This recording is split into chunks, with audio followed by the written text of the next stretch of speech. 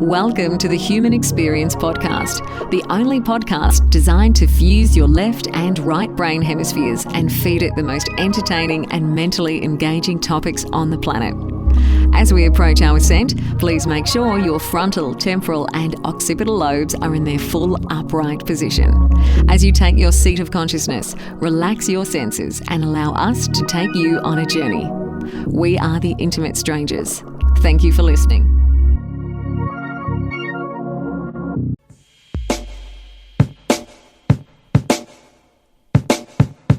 Ladies and gentlemen, welcome. We've got a phenomenal program planned for you this evening. We're going to be talking to Dr. Fiorella Terenzi. Her work revolves primarily around astrophysics. So sit back, grab a drink, and enjoy this conversation.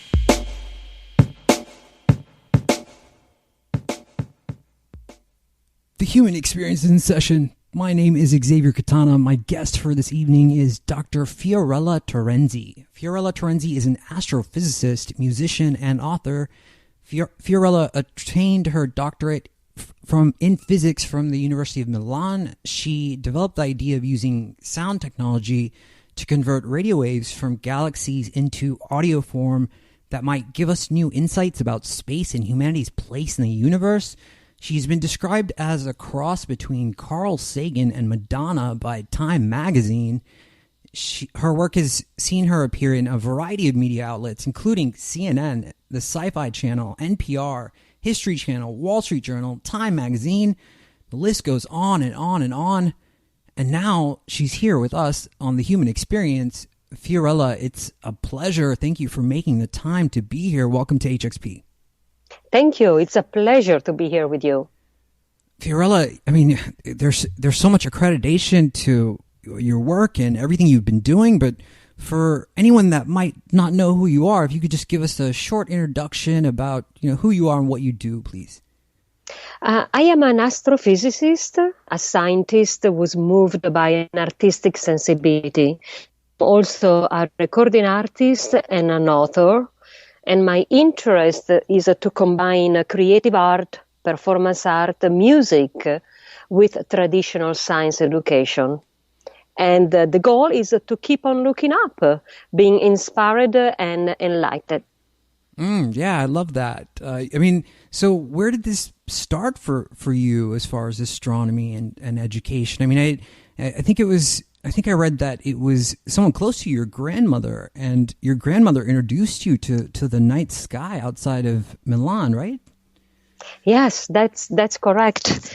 I think I was around 5 or 6 years old, and during summertime I was with my grandmother outside Milan. She didn't know anything about stars or galaxy or black hole, but she had a beautiful imagination. So during the nighttime we were going for a walk, up to the full moon, to some star, some constellation that she didn't know. But with her imagination, she was able to transport me. She'd make me feel at the center of the universe. She created a fable and stories about the stars that I still carry with me these days. Okay, that sounds amazing. I mean, what was one of the stories that she told you about the stars? A couple of things I will always remember was the stellar beat of this stellar heart pulsating with mine. After 20 years, when I became a student and I was doing my doctorate, I kept calling the pulsars, these pulsating stars, the stellar heart of the cosmos, because I still remember that feeling of looking up and it did happen. I did felt this heartbeat beating with mine. I felt these eyes of the universe, of other stars and galaxy looking at me. I felt empowered and I felt humble because it was really a big space out there.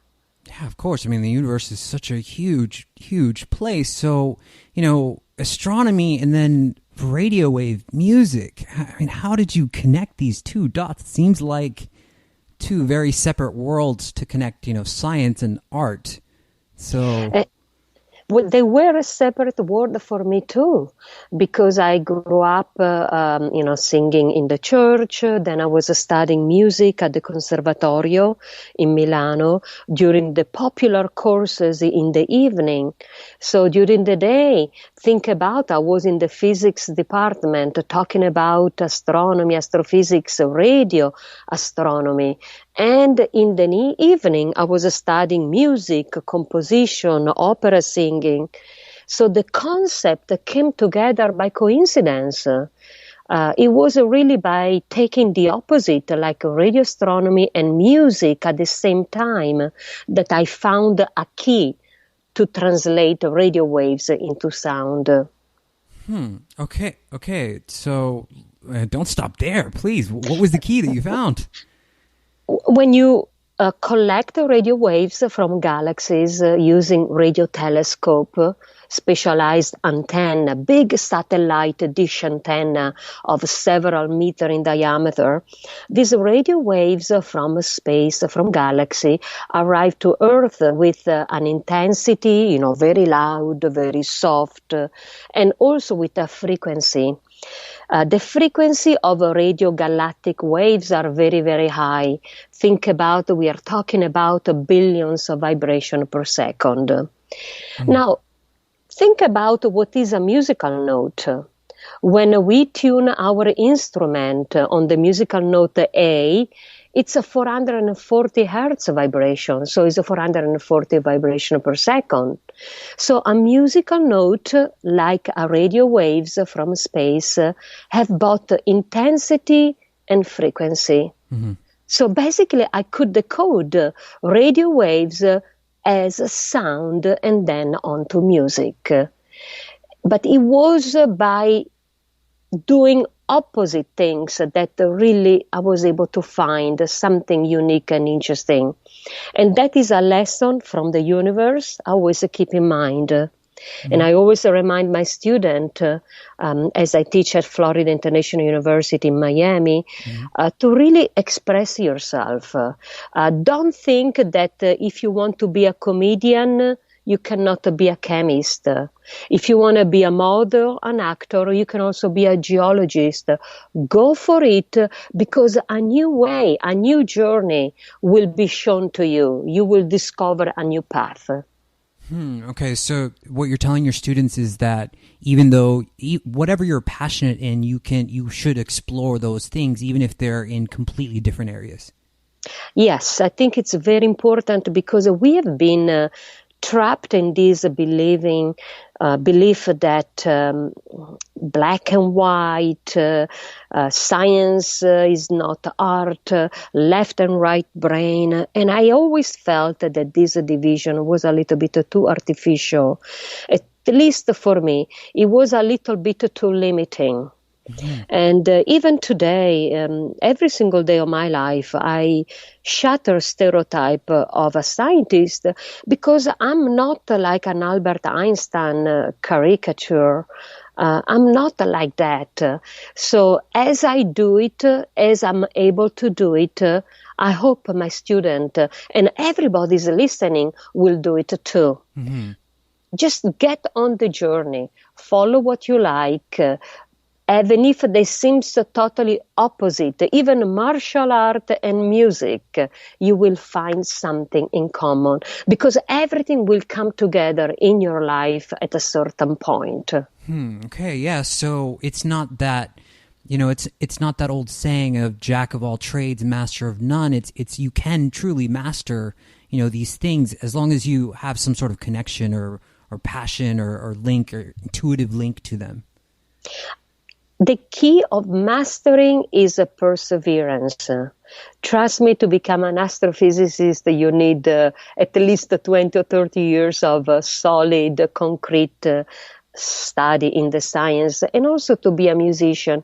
It takes time in life to find things. So persevere, keep on going, and something will happen. I love that. I mean, but it's also really just putting the work in. Like you said, I mean, it took so many years for you to gain this accreditation of being an astrophysicist, you know, so you have to be willing to do the hard work that comes with it, right? Correct. It is hard work, especially the science, especially the STEM, the science, technology, engineering, mathematics field. I mean, it's difficult stuff. That's why we need to change also the way we are teaching. We need to make this amazing science concept entertaining, enthralling. They have to become part of the life of our student and our listener, because science is really a beautiful concept.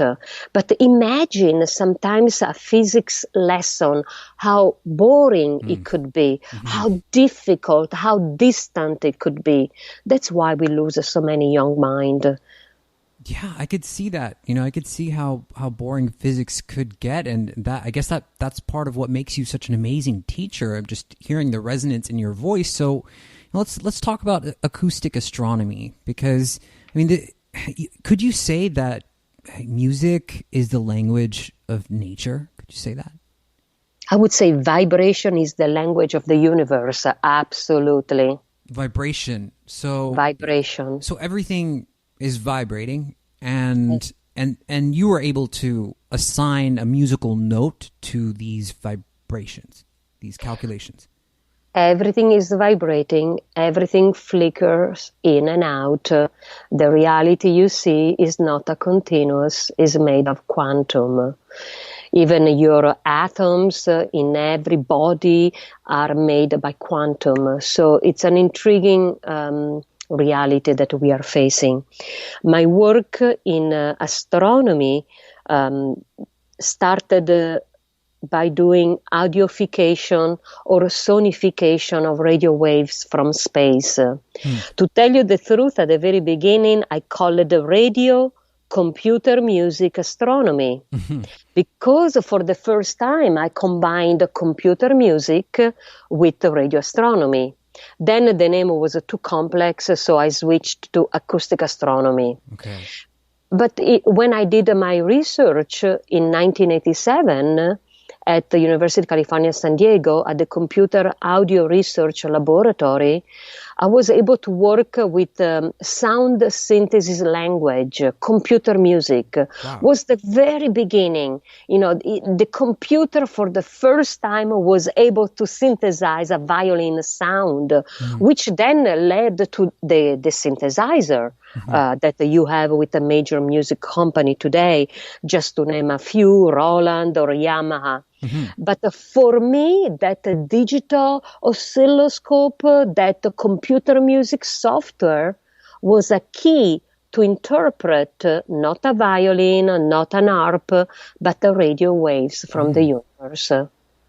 So what I did was a straightforward feeding radio waves at billions of hertz into the gigahertz, straight into this software, a sound synthesis language called C music, was written in C, was created by Professor Richard Moore at the UCSD. And the sound synthesis language sends out sound of the celestial object in question. Okay. How does it do that? There is a generation function inside the oscilloscope that create the sound, and then you have the intensity of the celestial waves that give you loud or soft intensity on the sound, and then you have the frequency. The frequency was a little bit of a problem because we are again into the billions of hertz. And remember that a human can only hear sound between 20 up to 20,000 hertz. Yeah. So to make the story straight to the point, there is an algorithm that takes 1 billion hertz down to 1,000 hertz, for instance. So everything basically is a shift down in frequency, very much like in one of the episodes of Star Trek. I don't remember the name, but in this old Star Trek, I saw it on TV, Captain Kirk, they were hearing this very, very fast buzz, and then they were slowing down until they were able to detect the voice and someone talking. So very much similar to what is the process of acoustic astronomy.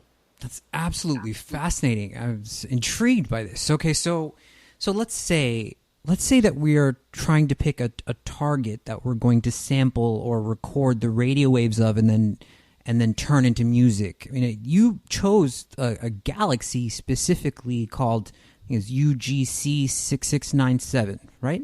Correct. So how far is that away? I mean, what are the different things that we need to calculate when we're turning this into music?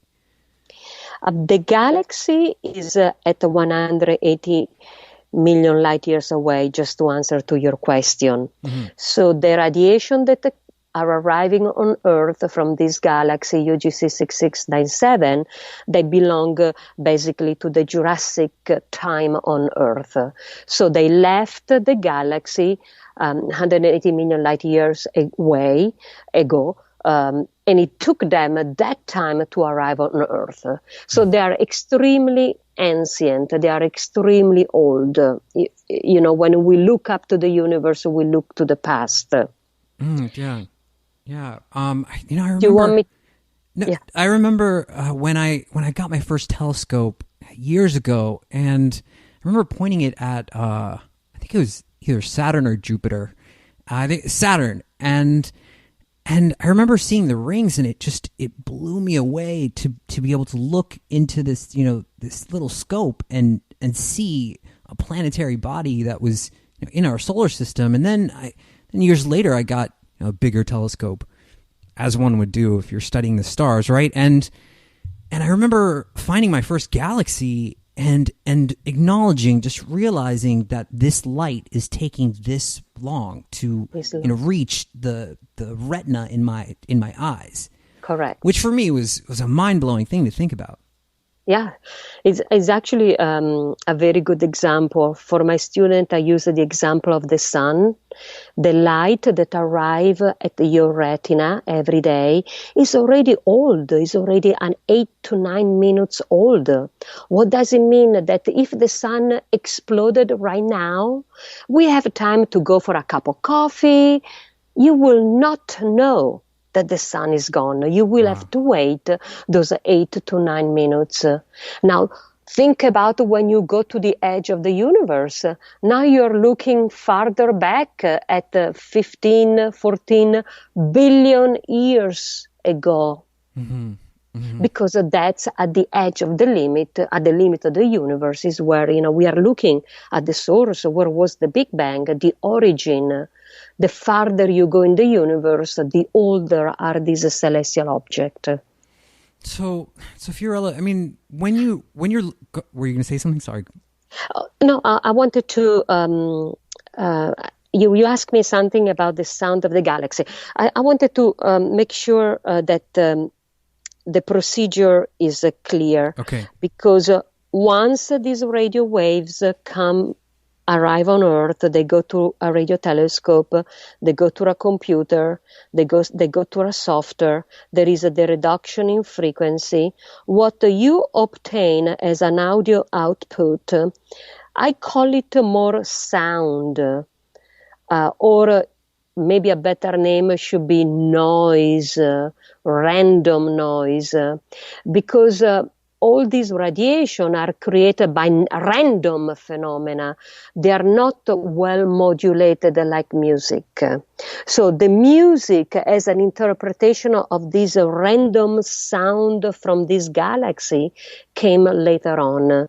When I took this random sound and I sat to the piano and I heard an intonation, I heard a B flat. Okay. I heard a D minor. intonation. I heard some musical notes, which then became the inspiration for the music I composed. But if you go on my research website, Acoustic Astronomy at the Florida International University, you will hear many, many celestial objects, pulsars, stars, sun, the Big Bang, and there is not music there. I mean, for the music that we think music is, they are all random, static sound from the universe. That's how the universe expresses itself for the moment. If we would find in the universe something very rhythm, very well modulated, then we have to talk about some intelligent civilization. Okay. Because except for pulsars, they are like cosmic drummer in the universe. They keep a precise tempo. Except for pulsar, most radiation from the universe, it's really random, noisy, static. So that's a great moment. I think I'm just going to play about 10 seconds, not very long at all, just a few seconds of, just to give people an idea of what it kind of sounds like, because when I heard it for the first time, it didn't sound like anything I expected. Okay, so here is, and I'm not sure if you're going to be able to hear this or not, Fiorella, but the audience will, and this is your track called Neo, Neo. Okay, Neo, it's music. Okay. If you want to play for our audience raw galactic data, you have to use collision, sidereal breath, plasma waves. Okay, Those are raw. Okay, so we'll go with collision then. Okay. Collision. Okay, here is collision, and this is what it sounds like. Here it goes.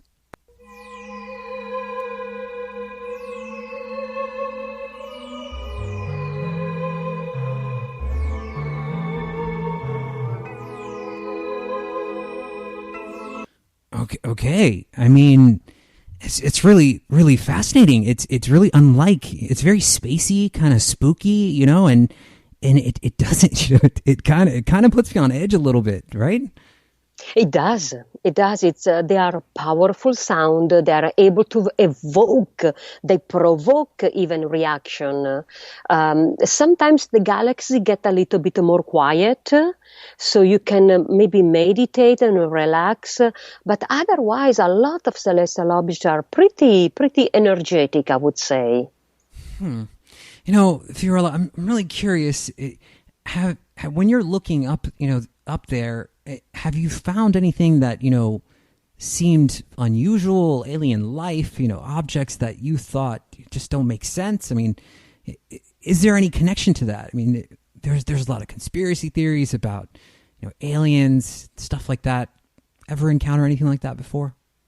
I haven't encountered any alien. Too bad, though. I'm looking for... I mean, the universe is so big. Why? I mean, why does it seem so empty? Probably it's from our point of view, it's a limitation in our technology too. The Kepler telescope is only capturing a very narrow sample of nearby planet in the Milky Way galaxy nearby where we are.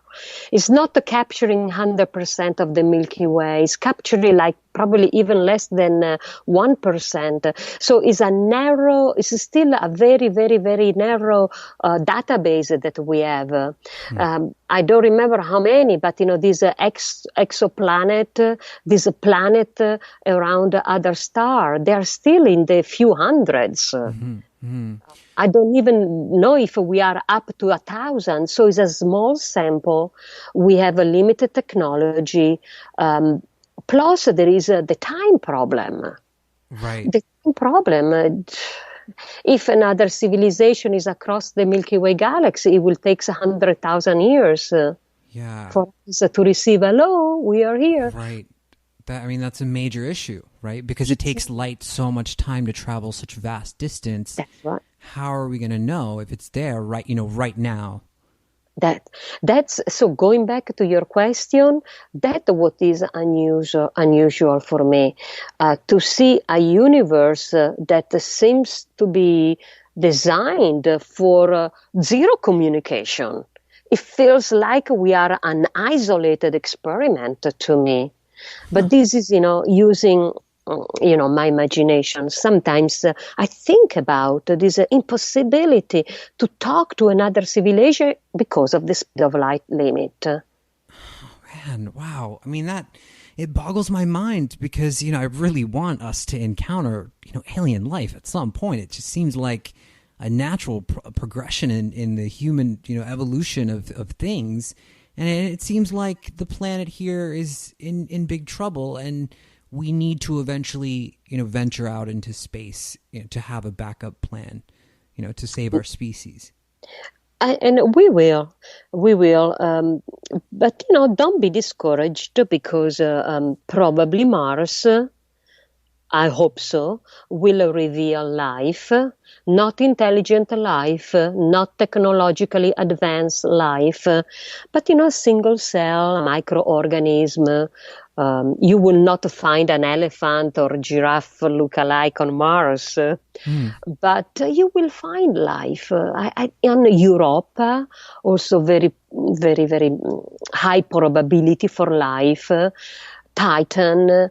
So we may find life in the solar system. Mm-hmm.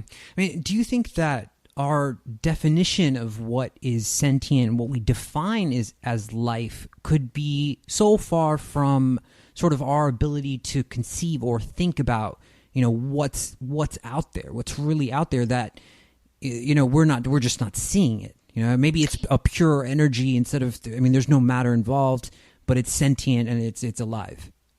It's a great question, and yes, I think you're right. There is also that possibility that life is something totally far away from what we know it. And look to what is happening to us, humankind. We are transferring everything on the web. So in the near future, I will be an avatar. You will be living in the internet forever. If something happened to planet Earth, we are going to live forever in eternity if we can keep alive our computer, right? Or our network. Are you following me? I'm following. So imagine an alien form that arrive, how they're going to think about the World Wide Web as a storage for us, humankind experience, able to communicate, because probably we will become intelligent avatar. We will become intelligent digital form, able even to taste the chocolate and ice cream. So indeed, probably even some intelligent life form may have evolved into something that we can't even imagine. Let me add something, though, okay, yeah. that I like to talk about alien, and I explained on my interview on Ancient Alien on the History Channel that probably we are alien. Yeah. Look yourself in the mirror, and we are. I agree. Where do we come from? Another star. How did we get here? As amino acid aboard of a comet. We were just a plain amino acid frozen in this comet collision with planet Earth, and here we are doing the interview tonight. It's quite a jump, right? But I'm surely what cross species contamination. Like, let's say you take a lizard from South America and you transport it illegally over to Africa, and you drop it, because of its natural advantages, to other species. It's going to decimate the ecology of Africa, right? So if you look at the way humans are in their natural equilibrium to ecology, there is none. We decimate everywhere we go. We just sort of consume it, and and then if you look at like a hard winter, you're not equipped to handle a hard winter. So I agree with you. I agree that we are the aliens. Yeah, we are the invasive species. Absolutely. Yes. Yeah. So go on. So please. alien exist. I exist. We exist. We are the aliens, probably. I do believe so. And sometimes I wish I could have that memory. I wish my atoms in my body could have the memories or when we were near that star. Wouldn't be that great to remember all the star we have been through? Because our sun is not here for long. And inside of our sun, before there were many more stars. So before our sun was born, there were a big supergiant star that detonated and recycled into the sun as we know it today. But, of course, the atoms, they don't keep memories. So we can get there with our imagination and fantasy, however. Yeah, but it's fun to do that, right? It makes it really entertaining and exciting, right? I mean, what about our own solar system? I mean, if the moon is, if we went to the moon, I'm still not sure about this. Like, if we went there, why isn't there a base there? Why haven't we colonized the moon? I mean, we should have done this already, right? I think so. We should have even, have baby in space, see how in zero gravity we are evolving. I'm not sure what happened to the moon. I know there are a lot of experts to that. It will happen. There are some plans to, at least Elon Musk, I'm sure, is thinking about that, sure. Right? Yeah, for sure. I mean, but how would you get past the Van Allen radiation belt? I mean, isn't that, it's almost like a quarantine type system. There's so much radiation bouncing off, what is it, the magnetosphere, right? The magnetosphere, but we went past through that, so we have the key to pass through that. And a colony on the moon will be the next logic step, at least from my point of view. Also because I'm entering middle age, so to be in a less gravity environment would be beneficial to my knees and spine. That's really funny. Much younger on the moon. But I mean, yeah, I mean, it just makes perfect sense to use the moon as a jump off point to anywhere else we go. All of our resources, I mean, all of the resources we could ever need or want are in outer space. That's where they are.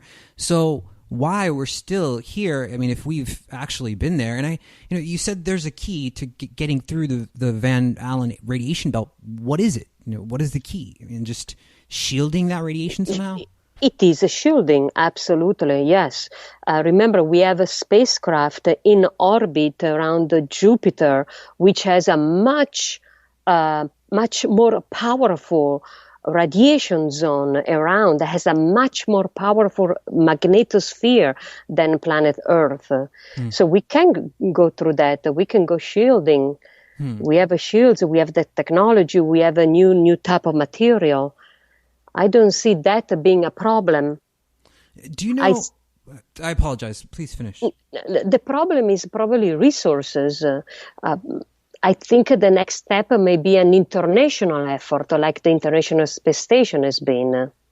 Yeah.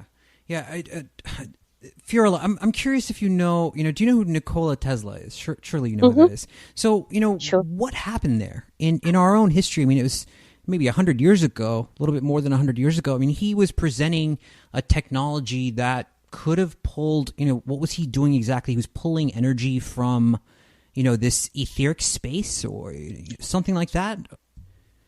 I'm not super familiar in detail with the Tesla, but yes, his focus was on electricity and the transfer of energy. Wirelessly. And correct, without any material. Correct, through the ether, through the empty space, or through air. So it was a pretty advanced. We never got there. All got interrupted and got stopped. But I'm not sure about the mechanism, what happened in his life. So, I mean, wouldn't things be interesting if we were using a technology that didn't rely right now on fossil fuels? I mean, we supposedly hit peak oil, I think, in the 90s. I mean, they were talking about that in the 90s, that we had reached, the peak period of all of the oil on the planet. So, it seems like time is running out. I mean, right now in the news, the Amazon is burning. I'm not sure if you've heard about this yet. I mean, it's tragic. Yeah. So it seems like humans, like the Earth will survive climate change. Humans, maybe 0.009% of us or something will survive. Not many. Yeah. Well, what we are seeing these days is what physics teaches us, that there is no system that can keep on growing and growing and growing. In other words, there is no planet that continuously can generate tons and tons of food, tons and tons of fossil fuel. Is impossible. That type of growth to infinity is impossible. So you're seeing a system, our planet, is starting to manage and breaking down. Mm-hmm. Mm-hmm. So I mean, what are the solutions? I mean, it just seems like, if population continues to increase the way it is, and we're consuming the resources that we're consuming at the current rate, and that is supposed to double by 2050. So, I mean, it seems like we're just taking more and more from the planet and not putting anything back. I mean, Elon Musk seems to be very motivated on creating fossil-free energy. So how do we come up with a solution for this mega problem? It is the biggest problem that we're currently facing. You're right. I don't have a great answer. I'm thinking about, electricity. I'm thinking about the nuclear. I'm thinking about the solar energy. Most likely nuclear has to be handled with care, though. I mean, yeah, because nuclear energy is dirty energy, right? I mean, there's waste that comes from it. There's all kinds of danger if you're not, if there's a rupture or a leak, you've got massive problems. Yeah, it has to be handled with care. But it could be, I wish we could have the power of our sun that is doing hydrogen fusion every single day. And I wish we could do that hydrogen fusion, but we can't. We cannot do it because we cannot achieve the temperature of the sun.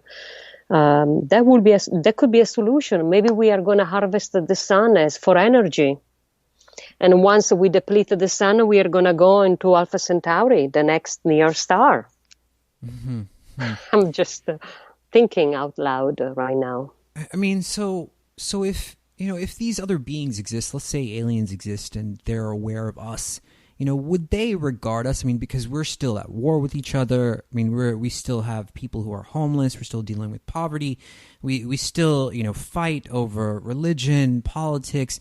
I mean, we don't seem really that advanced. I mean, I always think about if aliens, if you're an alien being and you're floating around space and you think, hey, let's go on vacation. There's no alien that's saying, hey, let's go on vacation on Earth. Like, there's no alien that's saying that. You don't think that ever because it seems so turbulent. It seems like we have a lot of problems. So, do you think other beings could regard us as primitive? We're just too primitive to contact? Probably. I would say so. I'm still amazed that we still use propulsion as a way to move around, and that is pretty primitive. I'm still, at the same time, I do believe in the humankind. I do believe in this potential. I do believe, like you say, in the human experience. I do believe there is a great side of our mind.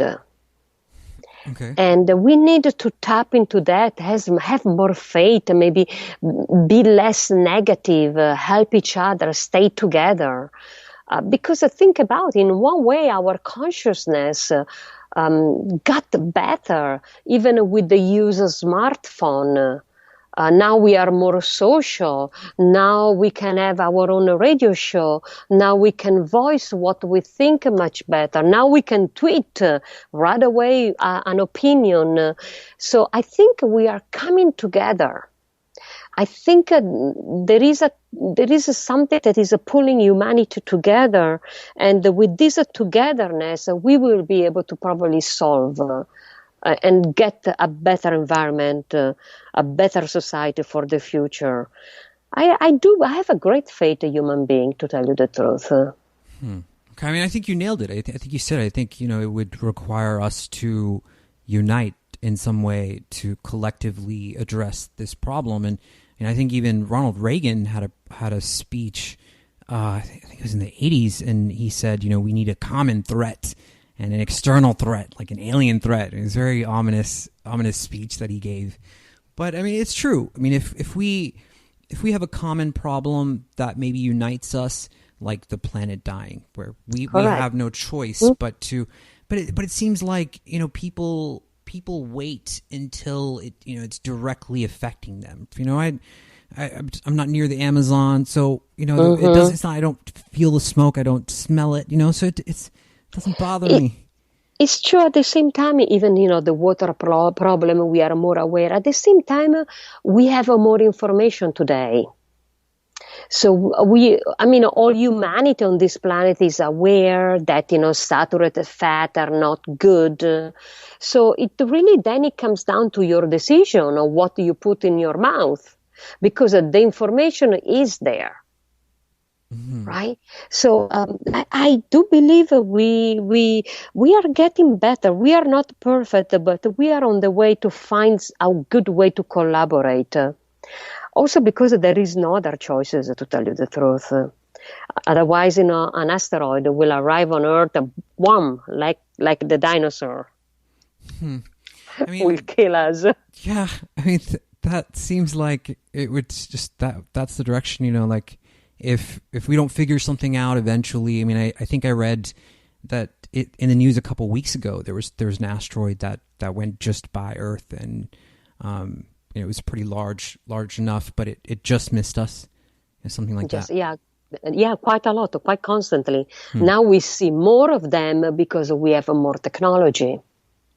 So we can pinpoint them. In the past, it was more or less the same percentage of asteroid, but now we can see them, we can trace, and hopefully we are going to be able to deflect them if they are on a collision course with this planet. Mm-hmm.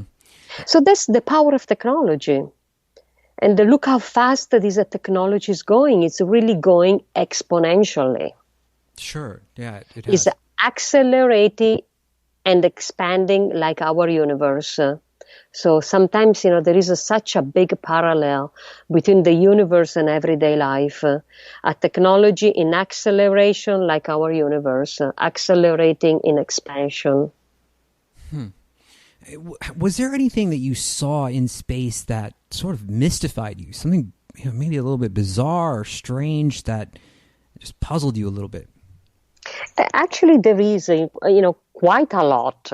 But the most important that I think about it daily is how the universe maximizes good coincidences. Okay. There is a high probability for two atoms in the universe to come together and collide. So even if most space is empty, these two atoms will find a way to collide, and they create a star and then planets. And here we are again tonight. So there is an optimization of good coincidence happening. I mean, look even tonight that we are talking. How did it happen? Right. Yeah. What was the coincidence that brought us tonight in this dialogue? So are you saying that it's like a sort of cosmic butterfly effect that you're talking about? Like, somewhat. Something like that, right? Something is a maximization of good coincidence. So things happen. Huh. I mean, if you could, go on, explain a little bit further, what you mean. Okay, I understand two atoms, mostly empty space. It's probably unlikely that two atoms are going to collide. It's not the usual thing. So what other things did you notice, other coincidences? Well, think about your mom. How many eggs had in her ovaries? Hundreds hundreds and hundreds of eggs. Yet it took one good coincidence of one good spermatozoa, and there you are, and you were born. So even in conception is a maximization of coincidence. That's the first time I've thought about my mom's ovaries. Okay, so I get your point. There is a beauty. There's something graceful about the way the universe operates. And I mean, I have to ask. I know you're a hardcore scientist. Do you believe in God? I actually do, not in the God with the beard, but I do believe in some organizing power. Okay, so we could call it like source, or something like that. Like a source, yes. There is something that escapes my reasoning. It escapes my neuron about this universe, and this is something. This organizing power, this source, can't be reached by thoughts. It has to be reached some other way. It may be art. You need to go past this reality, and that. Where I think this organizing power, how this universe is structured, even the law of physics, this principle I see every single day in my telescope, are the same principle that act on my life every single day. And what's funny is that this principle I see in the universe cannot be broken. They work everywhere. And when you try to break them, you only break yourself. Because gravity is a law, cannot be broken. Okay. So let's step back a little bit to what you said about reaching this point of source. You said that we have to reach it by going beyond reality. Is that what you said? Yeah, beyond our thoughts. I think this organizing power, this power that from being this energy that from being pure energy become matter, this source that is unmanifested and then become manifested, cannot be known by our thought. I believe it can't be known by scientific data and measurement. I think it lies in a different dimension that is not the brain dimension, the brain, the analytical brain, the computational brain, the data. I think I don't know how to access it, though. We don't know how to access. Man, I'm loving this interview. It's beyond that dimension. It could be via art. You don't know. Maybe some artists. I saw some painters. They were painting galaxies without even know it. Some musician probably were even composing the sound of space you just played for our listener. Mm-hmm. There is a dimension that we are not able to tap into. Or if we tap, we go in and out. So we cannot grab it. That's why I just have to believe that there is an organizing power. But according to what I see, I think there is. So I do believe in God. It's fascinating. I've had a lot of scientists on this show, and Fiorella, I mean, this is fascinating. I'm loving this conversation. I really find your openness to these concepts, really engaging. It's really refreshing to hear, someone that has done the work and put the math into all of this to, sort of entertain these theories at least, and give them a chance. Well, let me run by to you a couple of ideas then. Okay, please. Because I'm collecting them for a book. I love to hear what you think. Okay. So do you feel like you're always transforming and evolving like the universe? Yes. So there you have it. So you have the same quality. Do you think that you as a human being can only be known by thoughts, or to get to know you, I need also to feel your heart, the energy you emanate. Yeah. I mean, it's the energy and being physically around me to get to know me truly. It couldn't be just by thought. It would have to be a physical interaction. Some physical. So you see, that's the same. That's what I was telling you about the universe. The universe can't be known only by thoughts. It's a transcendental to thoughts. That dimension that I'm talking about, we have to find a key to get into there. Okay.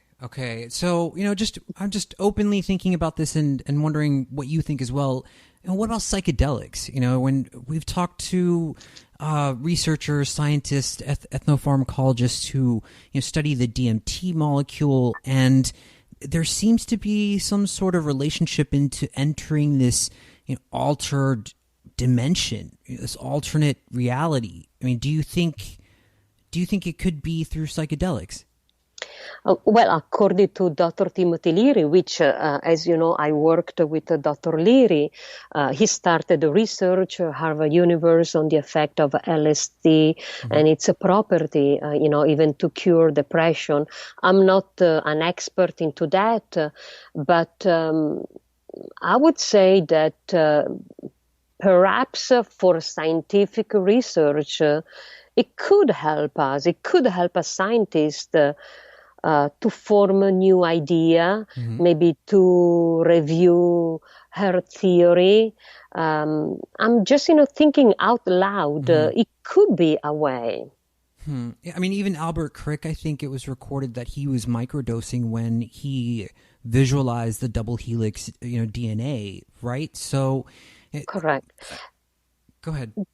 I would say I'm not per se pro drugs. Okay. Probably I would prefer to encourage to use maybe meditation. Okay. I had a feeling.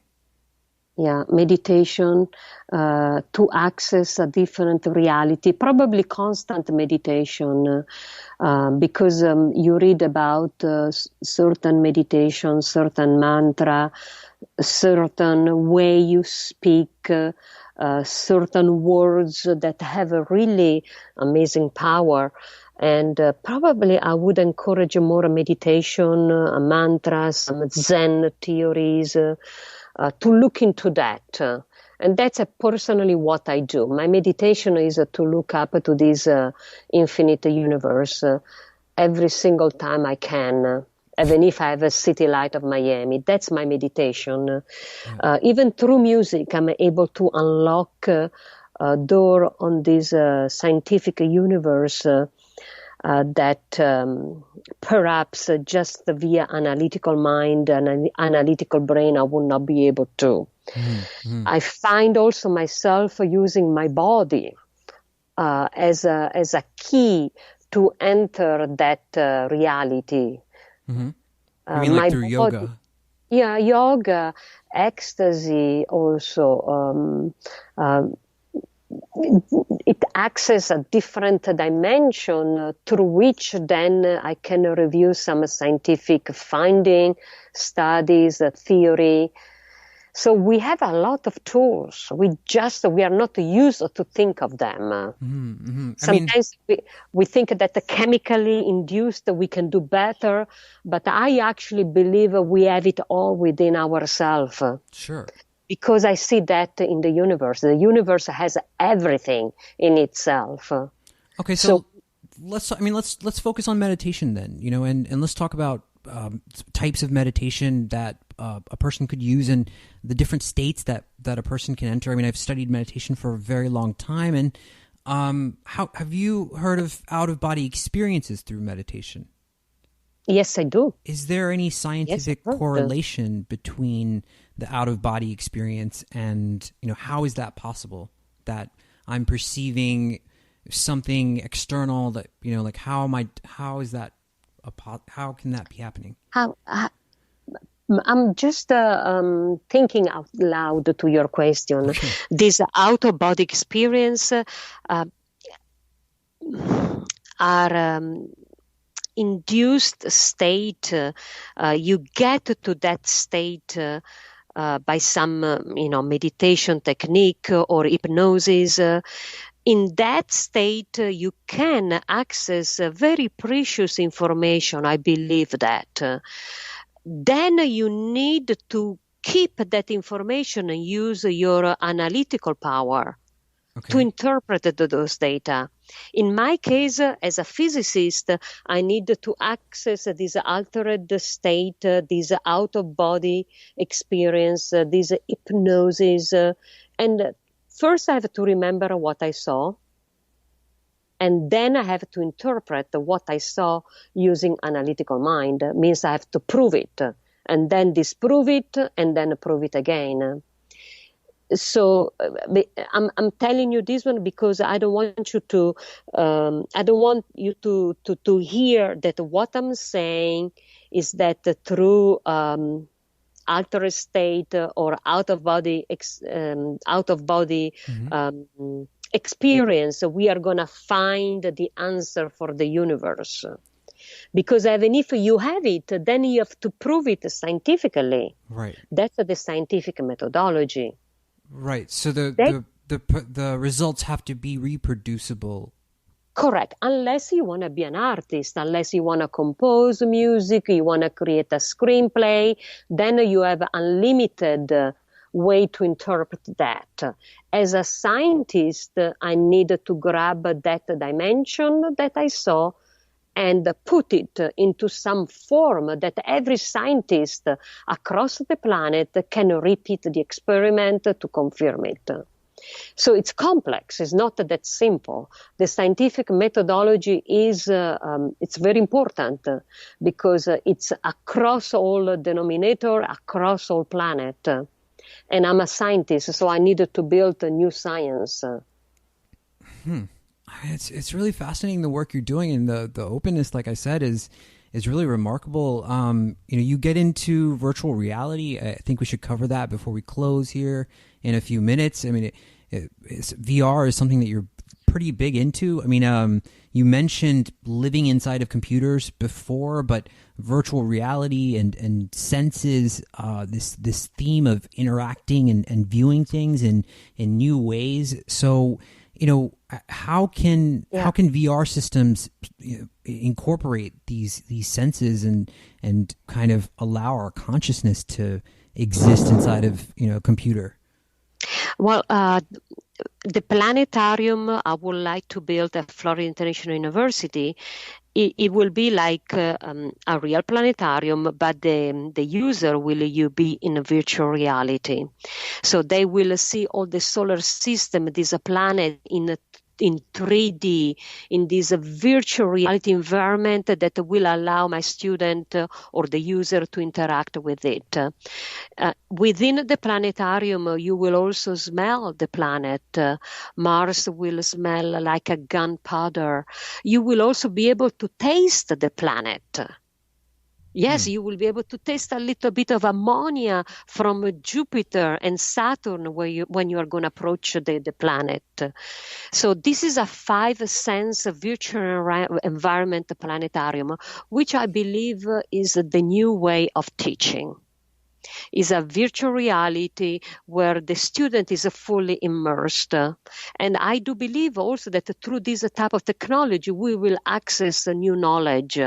I also believe we are on the verge to discover new physics, new law of physics. Our physics book, I believe, will be written pretty soon because a new discovery are being made. But technology, virtual reality, even bionic, we will be bionic. I will not need to Google anymore, thank goodness. Google will be in the back of my brain, attached to my brain. The microphone will be not hanging from my ear, will be straight into my tooth. I can't wait to be bionic. Mm-hmm. Instant recall of a database. I mean, I'm double-minded about this. I'm not sure how ready I am to transfer my consciousness into a machine and live forever. It sounds like a horrifying thing. I mean, I don't know. I don't know how comfortable I feel with that right now. And I'm not sure how much I want, a microchip in the back of my head and, pulling up random information all the time. So I don't know. There's a resistance to that a little bit, from my side of things, but I can see how, this is the future. We are moving into this realm of transhumanism where people are ready to, jump and leap into this realm of virtual reality, existing through virtual reality. And I mean, even today, people are already in that state. It's just, it's just slower because we have these devices in our hands. If we could wear a device that was wearable, or, that we could turn on, that was already implanted, and we could be in that state, we would be in that state all the time, because people don't even look up from their phones when you pass them on the street. So, we're already there. Well, you are seeing though the bad of this mobile looking down and social media and all of that. It actually, I think, is going to turn around. Is going to give us a lot of freedom. We will have more friends. But what I was saying was the use of technology for betterment of the human condition. Because I'm tired to wear glasses. So if someone is going to offer me a new retina, a new lens, and I don't have to go through cataract, I would take that. You follow me? If I can see better, hear better, I would like that. But of course, there is an attachment for myself too. Don't get me wrong, to who I am. Yeah. So it's a dilemma a little bit right now. But I think technology could be a good key for us, a human being, for the future. I mean, it is the future. I mean, whether I like it or not, we're going in that direction. It's happening either way, right? It's true. It's happening either way. Correct. Dr. And Terenzi, it's happening in acceleration. In acceleration. It seems like it's getting faster and faster and faster as we go along, right? So, yes. I mean, Dr. Terenzi, we covered a lot of different things in this show. Is there anything that I haven't asked you that you want to talk about or mention? No, just, keep on looking up. Believe in yourself. You have it all within. You are really a universe within. So go for your dream. Don't give up. Perseverance. And again, just keep looking up. Such a great interview, Dr. Terenzi. Where can people find your work? Where can they go to your website? I know there's Heavenly Knowledge, a book that came out a while ago. Any plans to write a new book, maybe? Yes, I would like to write the principle we discussed today, a book about the life lesson of the universe. And I would like also to release a new music compilation of new songs on Spotify. So a lot of things happening, including a virtual reality app for my student, a virtual book, quite a lot of great things happening. And where can people go? Yeah. Maybe a Google, Fiorella Terenzi. Also, there is my website and Wikipedia. Check me out at Florida International University. I'm pretty reachable on the internet. Okay. Pretty easy to find me. Okay, very good. We'll make that link available. Guys, what an amazing interview. Man, that one had me thinking a lot, and hopefully it did the same for you. Had you thinking and about some of the questions that we asked on the show, and thinking about them in new ways. So that's what it did for me. But that's gonna do it for us here at HXP for this week. Certainly we will be back with another live broadcast for you next week. If you're listening to this on the YouTube version, click subscribe, click the notify bell. If you're listening to this in the podcast version, you can find us on YouTube and subscribe as well. What would be great if you guys could do right now, if you've made it to the end of the show, is get over to iTunes, leave us a review. We are currently ranked in the top 100 or so podcasts. Subscribe on iTunes. Leave us a review if you like the show. If you don't like the show, that's pretty much it, guys. One of the things that I hear the most is that people haven't heard about our show, even though we've interviewed so many people. So if you could just recommend the show to your friends and family and the people that you care about, that would be amazing. But that's going to do it for us here tonight, folks. Thank you so much for listening. Have a great night.